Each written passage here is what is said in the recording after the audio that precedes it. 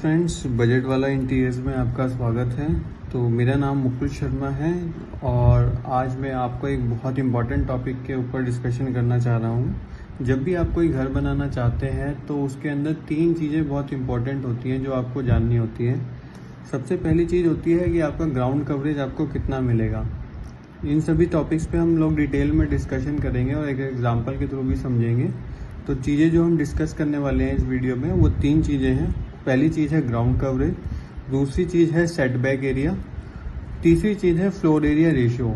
Floor area ratio को कुछ लोग floor area index, floor space index या FSI फ्लोर स्पेस रेशियो के नाम से भी जानते हैं। तो अगर इनमें से कोई नाम आए तो आप इसमें कंफ्यूज मत होइएगा, इन सभी का मतलब फ्लोर एरिया रेशियो ही है।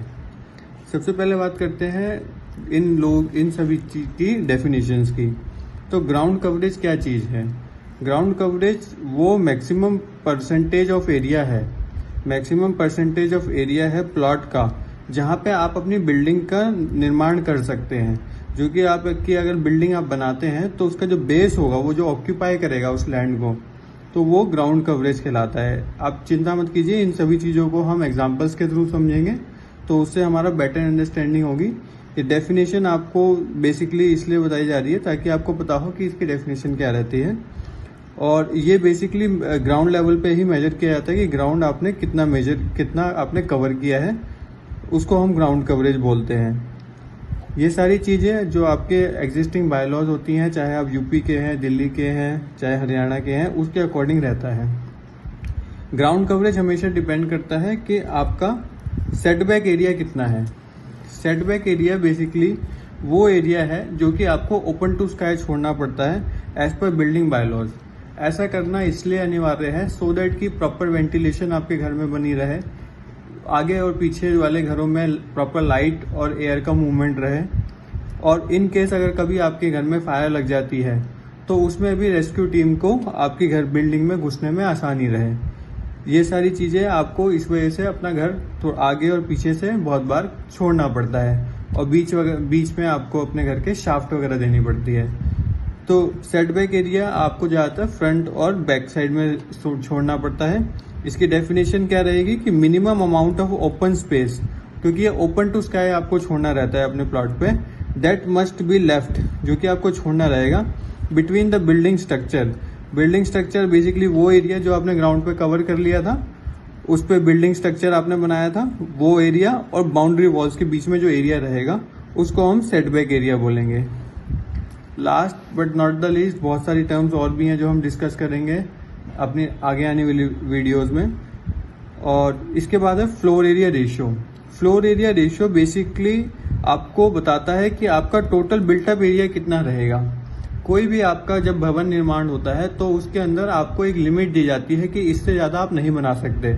अगर आपके पास 100 गज का प्लॉट है तो ऐसा नहीं है कि आप 100 गज पे आप 4 मंजिल बनाएं, 5 मंजिल बनाएं, 10 मंजिल बना सकते हैं। उसमें एक लिमिट है, हर जगह की लिमिट अलग है। अगर वो नोएडा है तो वहाँ पे 2.5 मंजिल अलाउड है, वो दिल्ली है वहाँ पे 4 मंजिल अलाउड है, वो हरियाणा है वहाँ 3 मंजिल अलाउड है और चौथी मंजिल अलाउड है after taking NOCs from the adjoining building. तो इस तरीके से हर गवर्नमेंट ने अपने अपने अलग अलग फ्लोर एरिया रेशियो बांटे हैं अपने एरिया के अकॉर्डिंग। और टोटल बिल्टअप एरिया निकालने का एक बहुत सिंपल सा तरीका है कि जो भी आपका टोटल प्लॉट का एरिया होगा, चाहे वो 100 गज है, 200 गज है, उसको आप मीटर में निकाल लीजिए, और मीटर के अकॉर्डिंग, या फिर आप मीटर में नहीं भी निकालते हैं, उसको FAR की जो यूनिट होती है जो कि आपके बायलॉज में दी जाती है, उससे आप मल्टीप्लाई कर लीजिए। तो अब एक एग्जांपल के थ्रू समझते हैं ताकि आपको एक बेटर अंडरस्टैंडिंग है कि हम ये सारी चीज़ें कैसे निकालते हैं और ये हमें कैसे पता चल सकती हैं। तो अगर आपने कोई भी प्लॉट खरीदा है, उसकी आपने रजिस्ट्री कराई है, तो उसके पीछे एक लीज प्लान होता है जिसके अंदर आपका एक प्लॉट का डायमेंशन दिया होता है। यहाँ पे मैंने एक अपने पुराने क्लाइंट का एक मेजरमेंट लिया है लीज प्लान से। तो उनका जो प्लॉट था वो यूपी में है और उसकी जो डायमेंशन थी वो 7.89 मीटर था उनका फ्रंट, और अगर डेप्थ की हम बात करें तो 11.50 मीटर था। हम यहाँ पे सारी बातें मीटर में इस वजह से कर रहे हैं क्योंकि जो हमारे बिल्डिंग बायलॉज हैं उसकी सारी मेजरमेंट्स उसकी सारी कैलकुलेशंस मीटर में होती हैं। तो इन केस अगर आपके पास कोई चीज़ गज में या फिर आपके पास स्क्वायर फीट में है, तो मैं ये चाहूँगा कि आप उसको स्क्वायर मीटर में निकालें, सो दैट कि आपको चीज़ें समझने में आसानी रहे और जो बायलॉज की चीज़ें हैं उससे आप उसको कोरिलेट कर पाएँ, क्योंकि there might be a chances of confusion अगर आप यूनिट कन्वर्जन नहीं कर रहे हैं तो ज़्यादातर लोगों के मन में ये कुछ सवाल रहते हैं जो कि अपना घर बनाना चाहते हैं, जिसमें पहला सवाल होता है कि यार हमारे को घर के आगे और पीछे कितना एरिया छोड़ना रहेगा या कितना एरिया मेरे को ओपन देना पड़ेगा। इसके अलावा मेरे को ग्राउंड कवरेज कितना मिल सकता है, क्या मैं अपने जो प्लॉट है उसको पूरा कवर कर पाऊंगा या मुझे कुछ एरिया छोड़ना पड़ेगा, जो कि सेटबैक एरिया हम बोलते हैं। उसके अलावा फ्लोर एरिया रेशो, जो कि मैंने आपको बताया था, फ्लोर एरिया रेशो आपका built up area, total built up area ही ये डिपेंड करेगा, उसके ऊपर डिपेंड करेगा कि आप कितने फ्लोर बना पाएंगे। जितना आपको अलाउड होगा बनाना फ्लोर, जितना आपका एरिया निकल के आएगा उसी के अकॉर्डिंग आपके फ्लोर डिवाइड हो जाएंगे। इसके अलावा लोगों की ज़्यादातर क्वेश्चन रहते हैं कि स्टिल्ट क्या हम बना सकते हैं, नहीं बना सकते हैं। इसके अलावा building height, total building height कितनी रहेगी और फ्लोर की हम कितनी हाइट लेके जा सकते हैं। तो इन्हीं सब चीज़ों पे आज हम चर्चा करते हैं। सबसे पहले मैं आपको इसका थोड़ा सा मेजरमेंट भी, कन्वर्जन भी बता देता हूँ कैसे रहता है। अगर आपको ये चीज़ नहीं आती है तो 90.73 स्क्वायर मीटर का आपका प्लॉट है, ये आपको सेम एज इट इज आपके लीज प्लान से मिल जाएगा। अगर आप इसको 10.765 से मल्टीप्लाई करते हैं, 10.765 से अगर आप इसको मल्टीप्लाई करते हैं तो ये आपका स्क्वायर फीट में आ जाता है। और जब आप स्क्वायर फीट वाले एरिया को डिवाइड करते हैं 9 से तो वो आपका गज में आ जाता है, जिसको हम स्क्वायर यार्ड भी बोलते हैं। अब ये चीज जहां तक जानकारी मिलने के बाद आपको क्या करना रहता है, आपको आपके यहाँ के एग्जिस्टिंग बायलॉज देखने पड़ते हैं। एग्जिस्टिंग बायलॉज ही आपको ये बताएंगे कि आपको कितना एरिया छोड़ना है। तो अभी हम यहाँ पे अपने जो हमारे 3 जुलाई को हमारे लेटेस्ट यूपी के 2025 में जो बिल्डिंग बायलॉज आए हैं, उसको मैं थोड़ा सा उसमें आपको चीज़ें दिखाता हूँ कि कैसे चीज़ें रहती हैं। तो सबसे पहले हम लोग इसके अंदर जाते हैं। ये आप अगर किसी भी जगह से बिलोंग करते हैं और अगर आप ये सारी चीज़ें वहाँ पे सर्च करेंगे तो ये आपको इजीली मिल जाएंगी, आपके बिल्डिंग बायलॉज इंटरनेट पे। तो वहाँ पे जाके आप ये सब चीज़ें चेक कर सकते हैं। जैसे हमने यहाँ पे बिल्डिंग सेटबैक अगर सर्च में डाला तो ये हमारे पास सेटबैक निकल के आ गए। इस सेटबैक के अकॉर्डिंग ये क्या बोलना चाहते हैं ये मैं आपको एक एक करके बताता हूँ।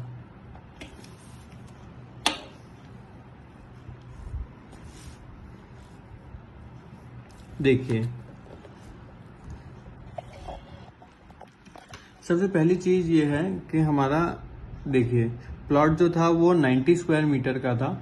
ये सारी जो डिजिट्स हैं ये आपकी स्क्वायर मीटर में है।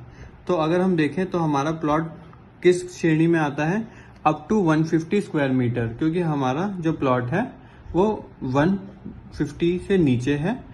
तो 150 से नीचे जितने भी प्लॉट रहेंगे वहां पे लिखा हुआ है कि सेटबैक मतलब फ्रंट में जो आपको देना है, जो फ्रंट में आपको छोड़ना है वो आपका 1 मीटर है।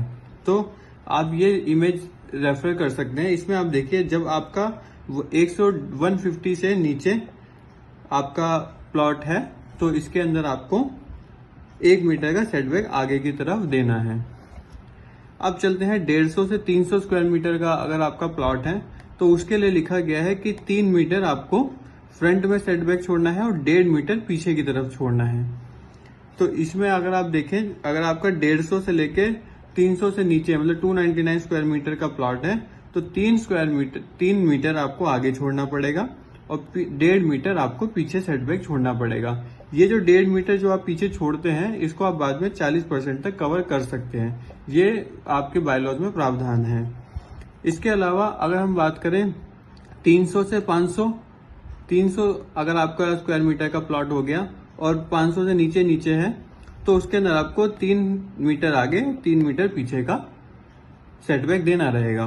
तो इसके अंदर यही दिखाया गया है इस इमेज में कि अगर आपका 300 से लेके 500 से नीचे रहता है प्लॉट एरिया तो 3 मीटर आगे और 3 मीटर पीछे आपको आपका सेटबैक देना रहेगा और ये सारा कंपलसरी है। सेम अगर आपका जो प्लॉट एरिया है वो 500 से लेके 1200 स्क्वायर मीटर तक आ रहा है तो आपको 4.5 मीटर फ्रंट में देना रहेगा, 4.5 मीटर पीछे देना पड़ेगा और 1.5 मीटर साइड में देना पड़ेगा। तो अब ये वाली इमेज अगर को आप रेफर करें तो ये देखिए अगर 500 से लेके आपका 1200 से नीचे नीचे आपका वो है प्लॉट एरिया तो आपको 4.5 मीटर आगे देना रहेगा, 4.5 पीछे, 4.5 मीटर आगे, 4.5 पीछे। अब साइड की अगर बात करें तो आपको ये ध्यान रखना है कि जो साइड में आपको जो पैसेज देना है वो उसी जगह जाएगा जो 1.5 मीटर का है जहां पे आपका गेट आ रहा होगा, सो दैट कि आपको एक पार्किंग मिल सके। तो अगर गेट आपका यहाँ पे है तो यहाँ पे आपको एक 1.5 मीटर की गली देनी पड़ेगी और अगर आपका गेट उल्टी तरफ है, दूसरी तरफ है, तो वहां पे आपको 1.5 मीटर का पैसेज देना पड़ेगा। तो 3 सेटबैक हो गए इस केस में। ऊपर दूसरे उस पे जाते हैं तो वहां पे ये लिखा हुआ है कि अगर आपका 1200 या 1200 से ऊपर है तो उसके बाद फिर क्या करना रहेगा, आपको 6 मीटर पीछे से और 1.5 मीटर साइड से। तो ये इमेज आप रेफर कर सकते हैं। अगर आपका 1200 स्क्वायर मीटर का प्लॉट है तो 6 मीटर आगे, 6 मीटर पीछे, 1.5 मीटर की दोनों साइड गली देनी रहेगी तो आपको बीच में अपना घर बना सकते हैं। ये चीज है, तो ये एक बार आप रेफर कर सकते हैं। ये सारा सेटबैक एरिया है। इसके अलावा अब हम नेक्स्ट चीज पे चलते हैं जो कि हमारी है ग्राउंड कवरेज। देखिए दोस्तों, अभी हमने सेटबैक एरिया की बात करी, अब हम बात करते हैं अपना ग्राउंड कवरेज कितना रहेगा। तो देखिए अभी के जो लेटेस्ट बायलॉज हैं वो ये बोलते हैं कि आप अपना सेटबैक देने के बाद अपना पूरा एरिया कवर कर सकते हैं, जो कि पहले नहीं था। तो ग्राउंड कवरेज जो हमारा सेकंड पॉइंट है जो कि अभी हम डिस्कस करने वाले हैं, तो जो भी आपका क्रॉस वाला पार्ट आप देख रहे हैं सेटबैक एरिया को छोड़ने के बाद वो आप पूरा कवर कर सकते हैं। अब इसके अंदर बात आती है कि आप पूरा एरिया कवर करेंगे तो इसके अंदर पीछे से वेंटिलेशन कैसे मिलेगी। जैसे हमने पहले भी समझा था कि सेटबैक एरिया इस वजह से दिया जाता है सो दैट कि प्रॉपर लाइट, वेंटिलेशन और हमारे प्लम्बिंग पाइप्स वगैरह ये सारी चीजें मेंटेन होके चल सके। तो देखिए एक वेंटिलेशन देने का तरीका रहता है जिसको हम वेंटिलेशन शाफ्ट बोलते हैं। तो मैं आपको एक बार दिखाता हूं कि हमारे बायलॉज इसके बारे में क्या बोलते हैं। तो बायलॉज में इससे रिलेटेड लिखा हुआ है, अगर आप देख पा रहे हो, कि for ventilation the space for bathroom and water closet, कि जो हमारे बाथरूम वगैरह रहते हैं इसके अंदर एक वेंटिलेशन बनी रहे, वहां पे एक वैक्यूम मतलब क्रिएट ना हो जाए, दबाव ना क्रिएट हो जाए, सफोकेशन ना हो। उसके लिए अगर हम लोग आगे पीछे फ्रंट, रेयर या साइड में कोई स्पेस नहीं छोड़ रहे हैं तो हमारे को क्या करना है, वहां पे वेंटिलेशन शाफ्ट देनी है। और वेंटिलेशन शाफ्ट जो है उसका एक मिनिमम एरिया इन्होंने निर्धारित कर दिया है कि इतना तो मिनिमम होना ही चाहिए। ये चीज है। तो ये वेंटिलेशन शाफ्ट के साइजेस हैं फॉर डिफरेंट एरियाज।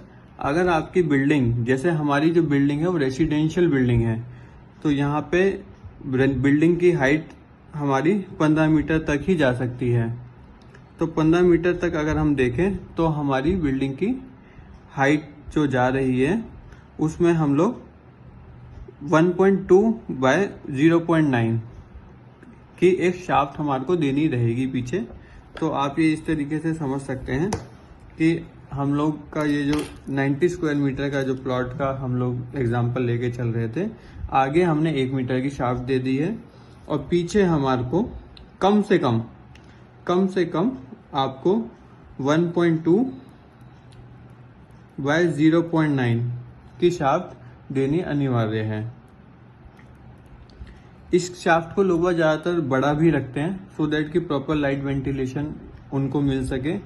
जो स्टैंडर्ड साइज है, जो अच्छा साइज माना जाता है वेंटिलेशन शाफ्ट का, वो आपका माना जाता है 2.5 बाय 3 मीटर का।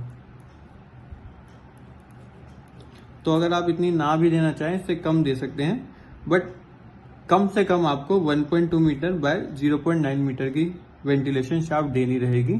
जिस भी एरिया में आपको लगता है कि यहाँ पे वेंटिलेशन रिक्वायर्ड है, चाहे वो टॉयलेट है, किचन है, तो अगर वो ऐसी जगह पे आ रहा है जहाँ पे वेंटिलेशन नहीं मिल रही है तो वो वेंटिलेशन आपको शाफ्ट दिखानी रहेगी, अदरवाइज आपका नक्शा पास नहीं होगा। सो ये दूसरी चीज थी ग्राउंड कवरेज की। अब हम नेक्स्ट स्टेप पे चलते हैं जो कि है फ्लोर एरिया रेशियो। देखिए दोस्तों, जो ग्राउंड कवरेज है उसका एक कैलकुलेशन मैं आपको थोड़ा सा और डिटेल में समझा देता हूँ। जैसे हमने बात करी कि आगे से हमारे को 1 मीटर तो छोड़ना कंपलसरी है ही, जो कि एज पर बायलॉज है, जो हमारा फ्रंट सेटबैक है। उसके बाद हम पूरा प्लॉट कवर कर सकते हैं पीछे का, लेकिन फॉर वेंटिलेशन पर्पस हमारे को शाफ्ट देनी है। ये शाफ्ट मैंने अभी इस साइड ली है, ये शाफ्ट कहीं पर भी हो सकती है, वो बीच में भी हो सकती है, वो साइड में भी हो सकती है, वो किसी भी एरिया में हो सकती है। मिनिमम आपको 1.2 बाय 0.9 का शाफ्ट देना है, और एक अच्छा साइज अगर आप देखें शाफ्ट देने का तो 3 बाय 2.5 हो सकता है। इसी के अकॉर्डिंग आपका ग्राउंड कवरेज निकल के आता है। तो अगर हम ए पार्ट की बात करें तो ए पार्ट को अगर हम कैलकुलेट कर लेते हैं 7.89 बाय 1 मीटर को, तो 7.89 मीटर हमने आगे से छोड़ा, और 1.2 बाय 0.9 मतलब 1.08 मीटर, इनको हम प्लस करते हैं तो 8.97 आपका स्क्वायर मीटर निकल के आता है। सेम इधर भी आपका हमने एक की यूनिट निकाल दी और फिर 3.3 इंटू 2.5 किया तो 7.5 मीटर, इन दोनों को प्लस किया तो 15.39 मीटर आया। तो ये वाले एरिया हमने ओपन टू स्काई छोड़े, एक तरीके से शाफ्ट छोड़ दी। ग्राउंड कवरेज क्या चीज है? जो टोटल प्लॉट एरिया था हमारा, जो ये प्लॉट हमारा पूरा था, इसमें से जो एरिया निकल गया जिसमें हम अपना घर अंदर अंदर बनाएंगे, तो अगर 9.73 में से मैं ये एरिया माइनस कर देता हूँ तो ये मेरा ग्राउंड कवरेज आ गया कि इतना मैं अंदर बना रहा हूँ अपने। इसको आप बेसिकली बिल्टअप एरिया बोल सकते हैं। और सेम इधर भी आपका बेसिकली जो हमारा टोटल एरिया था उसमें से हमने ये एरिया माइनस कर दिया, तो हमारा ये ग्राउंड कवरेज निकल के आ गया। अब हम बात करते हैं फ्लोर एरिया रेशियो, या हमारे को फ्लोर्स कितने रिक्वायर्ड रहेंगे। तो देखिए, फ्लोर एरिया रेशियो का मैंने आपको एक फॉर्मूला बताया था, अगर आपको याद हो, कि फ्लोर एरिया रेशियो जो होता है वो बेसिकली आपके टोटल बिल्टअप एरिया को दिखाने के लिए होता है। और टोटल बिल्टअप एरिया कितना निकल के आना है वो डिपेंड करता है टोटल प्लॉट एरिया पे, क्योंकि total plot area into FAR unit जो कि आपके बायलॉज में लिखी होती है, वही आपका टोटल बिल्टअप एरिया निकाल के देता है। तो अगर मैं आपको आपके बायलॉज दिखाऊं, यूपी की अगर हम बात कर रहे हैं तो यूपी में अगर आप देखें तो हमारा, अगर लास्ट में अगर आप देख पा रहे हो यहाँ पे, तो ये लिखा हुआ है फिर प्लॉटेड डेवलपमेंट सिंगल यूनिट और मल्टी यूनिट। ठीक है ना सर, यहाँ पे रेसिडेंशियल की बात हो रही है, रेसिडेंशियल प्लॉटेड डेवलपमेंट। तो इसके अंदर अगर आप देखें तो 35 से लेके 150 स्क्वायर मीटर तक के जो प्लॉट हैं वहाँ पे बेस FAR 2 है। तो जो बेस FAR होता है बेसिकली वो फ्री FAR होता है, और जो मैक्सिमम FAR है जो लिखा हुआ है 2.25, तो जो इसमें 0.25 है ये परचेजेबल FAR है। सेम अगर हम लोग 150 मीटर से प्लॉट से लेकर 299 मीटर के प्लॉट की बात करें तो 1.8 का FAR आपको फ्री मिलता है, और 2.50 तक आप उसको मैक्सिमम लेके जा सकते हैं। लेकिन ये जो 0.50 का आपको एक्स्ट्रा आप परचेज करेंगे तभी आपको ये मिल सकता है। और जो आप ये परचेज करते हैं ये डिपेंड करता है आपके सर्कल रेट पे। सर्कल रेट का जो 25% होता है वो जो अगर आप निकालेंगे उसको मल्टीप्लाई करेंगे जो आप एक्स्ट्रा बना रहे हैं built up area. Like for example, अगर आप जो भी आप एक्स्ट्रा बनाना चाह रहे हैं, जो भी आपको एरिया एक्स्ट्रा मिल रहा है उससे मल्टीप्लाई करेंगे तो वो आपको निकल के आता है। ये अच्छा खासा एक अमाउंट होता है, लाखों में होता है। इट्स नॉट लाइक दैट कि एक हजारों वाला फिगर है, तो ये लाखों में रहता है, 3 लाख 4 लाख 5 लाख तक। तो हम लोग कोशिश करते हैं अपने क्लाइंट को सिर्फ फ्री FAR उसको अवेल कराने का, और मैक्सिमम टाइम पे लोग जो फ्री FAR है उसी पे ही जाते हैं। तो हमने जैसे देखा कि हमारे केस में 90 मीटर के उसमें फ्री FAR 2 है, तो हमने क्या किया, जो हमारा प्लॉट एरिया था, प्लॉट एरिया को 2 से मल्टीप्लाई कर दिया। जब हम प्लॉट एरिया को 2 से मल्टीप्लाई करते हैं तो ये 181.46 स्क्वायर मीटर निकल के आता है। ये एरिया वो एरिया है जो कि आप टोटल अपने घर में बना सकते हैं, बिल्टअप एरिया। अब इसके अंदर कई लोगों का सवाल ये आता है कि अगर हम स्टिल्ट बना रहे हैं तो क्या ये एरिया स्टिल्ट में भी कवर होगा? तो मैं आपको बताना चाहूंगा कि स्टिल्ट और बालकनी ये फ्री होती हैं FAR से, तो इसके अंदर आपका FAR खत्म नहीं होता है। तो आप ये चिंता ना करें कि अगर आप स्टिल्ट बना रहे हैं तो आपको रहने की जगह कम मिलेगी। नहीं, रहने की जगह तब भी आपको उतनी ही मिलेगी। जैसे फॉर एग्जांपल मैं आपको बताऊं, अगर नोएडा का केस, कि अगर आप स्टिल्ट नहीं बना रहे हैं तो भी आप 2.5 फ्लोर बना सकते हैं, और अगर आप स्टिल्ट बना रहे हैं तो उसके ऊपर भी आप 2.5 फ्लोर बना सकते हैं। स्टिल्ट, पार्किंग और बालकनी आपकी फ्री ऑफ FAR होती है। इसका जो बेसिकली चार्ज लिया जाता है आपसे, बट ये FAR के एरिया में खत्म नहीं होता है। आपका जो लिवेबल स्पेस है, ये बेसिकली लिवेबल स्पेस समझ लीजिए, जहाँ पे आपका ड्राइंग रूम, किचन, आपका स्टेयरकेस, ये सारी चीजें जो आएंगी वो इस एरिया के अंदर अंदर आनी चाहिए। अब ये 181.46 स्क्वायर मीटर जो हमने निकाला है, इसकी डिवाइडेशन को ही हम फ्लोर एरिया रेशियो बोलते हैं, क्योंकि रेशियो का मतलब यह है कि हम किसी चीज को पार्ट में डिवाइड कर रहे हैं। तो या तो हम उसको इक्वल डिवाइड करें या हम उसको सेपरेट अलग तरीके से डिवाइड करें। इससे पहले मैं आपको बताना चाहूंगा कि जो नए बायलॉज हैं उनके अंतर्गत जो हमारी हाइट है, अगर हम हाइट की बात करते हैं तो हमारी जो हाइट, परमिसिबल हाइट है, तो चाहे आप स्टिल्ट बना रहे हैं चाहे नहीं बना रहे हैं, आपको 15 मीटर के अंदर अंदर आपकी बिल्डिंग को खत्म करना रहता है। इसके अंदर ममटी की हाइट इंक्लूडेड नहीं रहती है।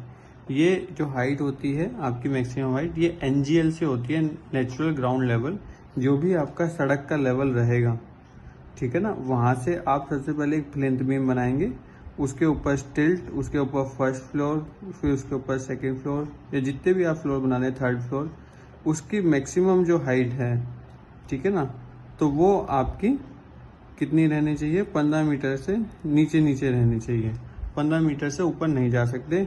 ममटी वाले एरिया को अगर हम देखें तो वो कैलकुलेट नहीं होती है इसके अंदर। प्लस हम बात कर रहे थे फ्लोर एरिया रेशियो, जो हमारा 181.46 स्क्वायर मीटर आया था। तो देखिए, जैसे मैं आपको बोला था, फ्लोर एरिया रेशियो अपने आप में एक रेशियो बता रहा है कि एक रेशियो होता है कि कैसे हमारा जो एरिया हो रहा है डिवाइड हो रहा है। तो ये मैं आपको इस एग्जाम्पल के थ्रू समझाता हूँ। जैसे मैंने आपको बताया था कि यहाँ पे हमारा जो ग्राउंड कवरेज निकल के आ रहा था 81.76 स्क्वायर मीटर निकल के आ रहा था। कहने का मतलब ये है कि हम अपने ग्राउंड पे जो ये एरिया है जो मैं क्रॉस कर रहा हूँ, जो क्रॉस वाले एरिया है वो सारे वो एरिया जहाँ पे आप अपना घर बना सकते हैं, लिविंग एरिया, रूम या टॉयलेट, ये जो जितनी भी सारी अंदर के एलिमेंट्स होते हैं वो आप बना सकते हैं। तो जब आप इसकी बात करें हम लोग, तो फर्स्ट से केस के सिनेरियो में जब हमारी शाफ्ट 1.2 बाय 0.9 है, तो हम लोग अंदर का एरिया 81.76 स्क्वायर मीटर बना रहे थे। अगर हम यही एरिया 81.76 स्क्वायर मीटर, आप ये समझिए हम स्टिल्ट के साथ बना रहे हैं। स्टिल्ट हमने नीचे बना दी क्योंकि मैंने बता दिया स्टिल्ट आपकी फ्री ऑफ FAR होती है, तो स्टिल्ट का हमारा FAR में कोई लेना देना नहीं है। उसके बाद जब हम फर्स्ट फ्लोर पे आते हैं, तो फर्स्ट फ्लोर पे आपका 81.76 स्क्वायर मीटर हम लोग बनाते हैं। फिर सेकंड फ्लोर पे भी हम लोग 81.76 स्क्वायर मीटर बनाते हैं। जो बाद में हमारे पास एरिया बच जाता है इस 181.46 स्क्वायर मीटर में से माइनस करने के बाद, वो सिर्फ 17.94 स्क्वायर मीटर बचता है, जो कि हम थर्ड फ्लोर पे बना सकते हैं। इन सभी का टोटल हमेशा 181.46 स्क्वायर मीटर से ऊपर नहीं जा सकता किसी भी हालत में, जो कि आपका फ्लोर एरिया रेशियो या टोटल बिल्टअप एरिया बता रहा है। सेम सिनेरियो B लेते हैं, जहाँ पे हमने जो शाफ्ट दी थी वो 3 बाय 2.5 की दी थी। इसके अकॉर्डिंग हमारा एरिया जो निकल के आ रहा था 75.34 स्क्वायर मीटर निकल के आ रहा था, जो कि हम अंदर अंदर बना रहे हैं। तो अगर हम इस केस के सिनेरियो की बात करते हैं, तो यहाँ पे आप ये देखिए, जब हम हमने स्टिल्ट बना दिया ग्राउंड पे, उसके बाद जब हम फर्स्ट फ्लोर बना रहे हैं तो 75.34 स्क्वायर मीटर बन रहा है, सेकंड फ्लोर बना रहे हैं तो 75.34 स्क्वायर फीट बन रहा है, और उसके ऊपर जब थर्ड बना रहे हैं तो थर्ड में हमारे को 30.78 स्क्वायर मीटर मिल रहा है। इन सभी का टोटल भी जब हम कर रहे हैं तो 181.46 स्क्वायर मीटर आ रहा है। ये आप किसी भी ये परम्यूटेशन और कॉम्बिनेशन में लगा लीजिए, टोटल हमेशा आपका फ्लोर एरिया रेशियो या टोटल बिल्टअप एरिया के अकॉर्डिंग ही रहना चाहिए। इसके अलावा मम्टी इसके अंदर इंक्लूड नहीं होती है, तो मम्टी का एरिया अलग होता है, तो मम्टी आप अलग से बना सकते हैं। ये जो आपका कम एरिया बच गया है थर्ड फ्लोर पे, चाहे वो 17.94 स्क्वायर मीटर है, 30.78 स्क्वायर मीटर है, इसको आप अपने दूसरे काम काज, चाहे रूम, टॉयलेट, किचन, इन सब चीजों में यूटिलाइज कर सकते हैं और मम्टी आप अलग से बना सकते हैं अपनी। ये चीज है। तो अभी अगर आप देखें तो हमारे सेटबैक एरिया क्या होता है, ये चीज आपको समझ आ गई होगी। ग्राउंड कवरेज कैसे हम लोग निकालते हैं, फ्लोर एरिया रेशियो मैंने आपको बता दिया। स्टिल्ट अगर मैं बात करूं अलाउड है या नहीं है, तो स्टिल्ट सभी केस के बिल्डिंग में अलाउड है। अगर मैं आपको ये पढ़वाना चाहूं तो एक सेकंड में आपको पढ़वा देता हूं ये लाइन भी।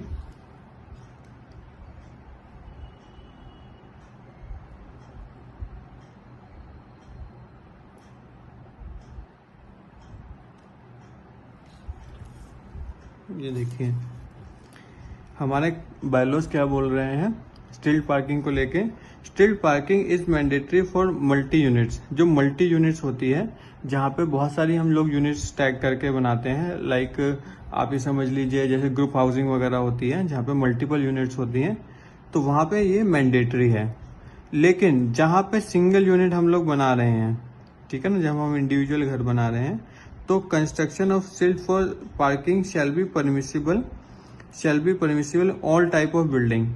तो अगर सेकंड लाइन आप पढ़े, कंस्ट्रक्शन ऑफ स्टिल्ट for parking shall be permissible in all type of building which shall not be calculated in FAR। जो हमारा FAR आ रहा था 181 पॉइंट कुछ, इसके अंदर ये कैलकुलेटेड नहीं रहती है, but shall be calculated in the height of the building. Height of the building में कैलकुलेट होगी, ये चीज है।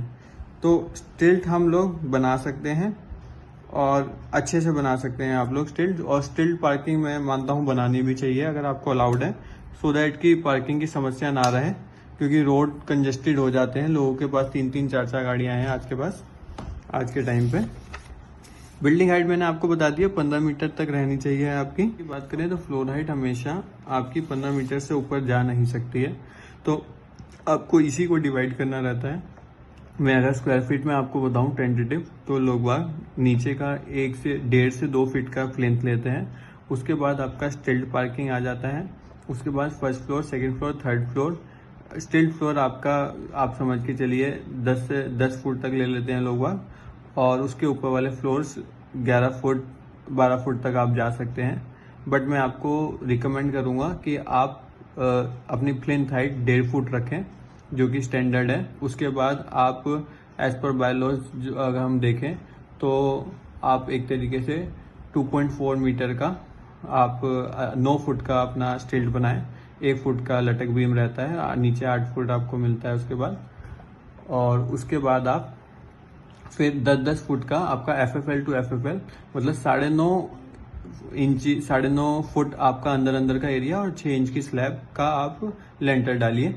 तो ये एक काफ़ी कंफर्टेबल और एक अच्छा हाइट मानी जाती है, मैं मानता हूँ। तो इसके अकॉर्डिंग आप अपना घर बना सकते हैं। तो आई होप ये सारी चीज़ें आपको समझ आई होंगी, और इसी के लिए फिर मैं आपसे विदा चाहूँगा, और हम नेक्स्ट वीडियो में मिलेंगे कुछ और इंटरेस्टिंग टॉपिक्स को लेके। और अभी जो भी अगर कोई डाउट है तो आप मेरे को कमेंट बॉक्स या फिर मेरा नंबर मेरी उस पर डला हुआ है ID पे, आप उस पर कॉन्टेक्ट कर सकते हैं, और आपको मैं फ्री ऑफ कॉस्ट कंसल्टेंसी दे सकता हूँ between 10 AM to 7 PM। So thank you so much.